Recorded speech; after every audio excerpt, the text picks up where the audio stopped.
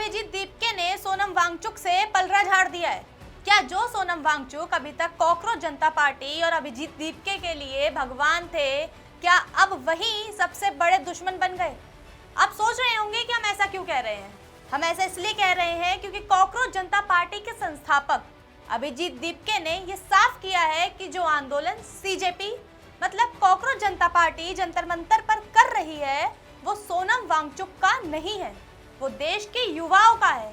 लेकिन कल तक तो अभिजीत दीपके से सोनम वांगचुक की लड़ाई बता रहे थे और वो कह रहे थे कि इस प्रदर्शन का सबसे बड़ा चेहरा सोनम वांगचुक ही है। और अब अचानक से ये कहना कि ये लड़ाई देश के युवाओं की है, तो इस बयान से वांगचुक और अभिजीत दीपके के रास्ते अलग होते दिख रहे हैं। और उसमें भी सबसे बड़े कमाल की बात यह है कि इन सब बयानों की टाइमिंग, जी हाँ, इन सब बयानों की क्या टाइमिंग है और इसके पीछे की पूरी कहानी क्या है, वो सब आज हम आपको बताएंगे। नमस्कार, राष्ट्रवाणी देख रहे हैं आप और मैं हूं आपके साथ कनक सिंघल। सबसे पहले हम आपको बताएंगे कि सोनम वांगचुक ने 27वें दिन मतलब 23 जुलाई को अपना अनशन तोड़ दिया है और उन्होंने साफ किया कि सरकार ने उन्हें पूरा आश्वासन दिया है कि उनकी मांगें स्वीकार की जाएंगी। पहले देखिए उनका वो वीडियो जो उन्होंने अपने सोशल मीडिया अकाउंट एक्स पर पोस्ट किया। और जो सरकार से इस तरफ से मंत्रीगण आए थे उन्होंने भी ये आश्वासन दिया, जिसका कि 2 दिन से हम बहुत ही कड़ा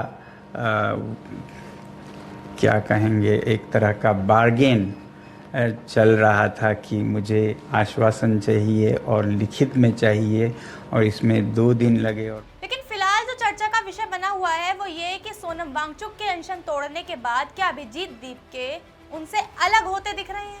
क्योंकि जैसा हमने आपको बताया कि अभिजीत दीपके ने अपने बयान में कहा कि जो आंदोलन सीजेपी मतलब कॉकरोच जनता पार्टी जंतर मंतर पर कर रही है वो सोनम वांगचुक का नहीं है, वो देश के युवाओं का आंदोलन है।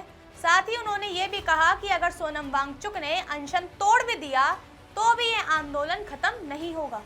हालांकि अभी तक उन्होंने सोनम वांगचुक पर किसी भी तरह का कोई भी सीधा हमला नहीं बोला है, लेकिन ऐसा होता दिख रहा है। और क्यों दिख रहा है वो भी हम आपको बताएंगे।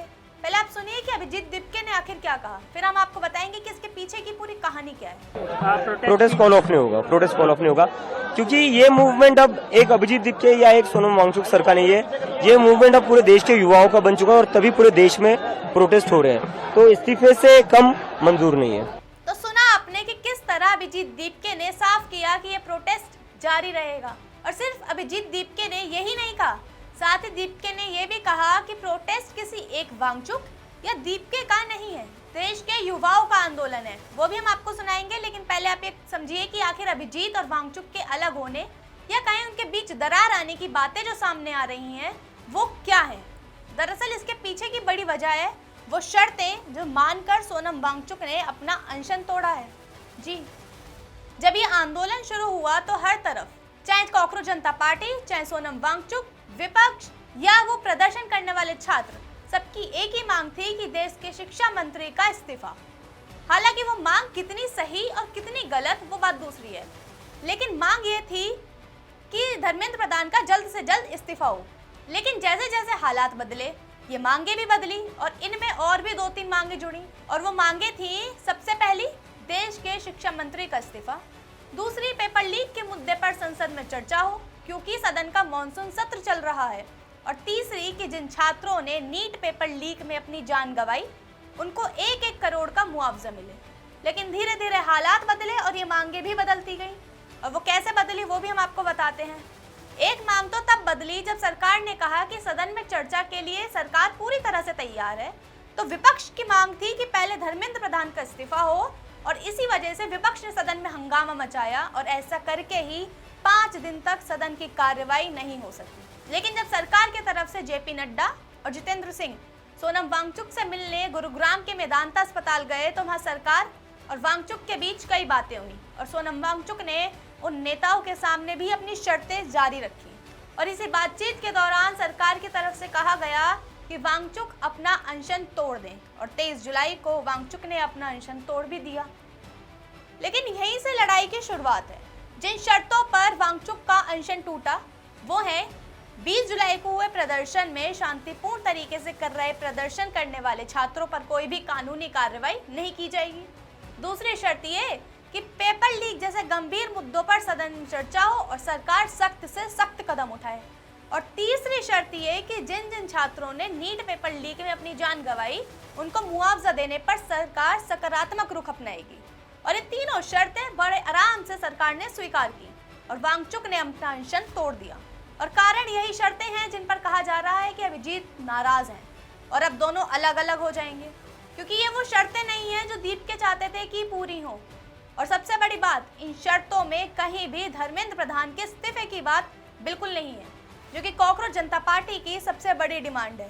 और इसी वजह से सोनम वांगचुक के अनशन तोड़ने के बाद अभिजीत दीपके ने कह दिया कि ये लड़ाई छात्रों की है, ये आंदोलन छात्रों का है, सोनम वांगचुक का नहीं। पहले सुन लीजिए कि क्या कहा दीपके ने। हमारा, जैसे कि मैंने कहा, हमारा आंदोलन ये पूरे देश भर के युवाओं का आंदोलन है, अपोजिशन पार्टियों का आंदोलन नहीं है। और इस आंदोलन को देश के युवा आगे बढ़ाएंगे और यह आंदोलन कहीं से भी कमजोर नहीं पड़ेगा। और इतना ही नहीं, कॉकरोच जनता पार्टी की अभी भी सबसे पहली मांग यही है कि धर्मेंद्र प्रधान का जल्द से जल्द इस्तीफा हो, उसके बाद ही वो आगे की बात करेंगे और जंतर मंतर से हटेंगे।